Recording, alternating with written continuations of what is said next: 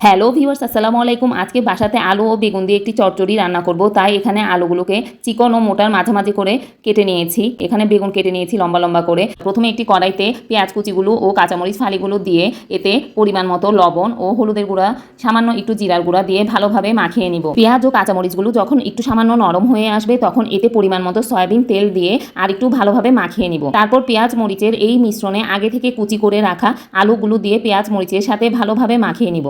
আলুগুলো ভালোভাবে মাখানো হয়ে গেলে এতে লম্বা করে কেটে রাখা বেগুনগুলো দিয়ে আলুর সাথে আরেকটু মাখিয়ে নিব। আলু বেগুন ভালোভাবে মাখানো হয়ে গেলে এতে সামান্য পরিমাণে পানি দিয়ে কড়াইটি চুলার উপর বসিয়ে দিব। প্রথম দিকে চুলার তাপ মিডিয়াম টু হাই হিটে থাকবে। তারপর যখন দেখব তরকারি চারদিকে বলক চলে এসেছে তখন চুলাটি লো হিটে রেখে তরকারিটি কিছুক্ষণের জন্য ঢাকনা দিয়ে রাখবো।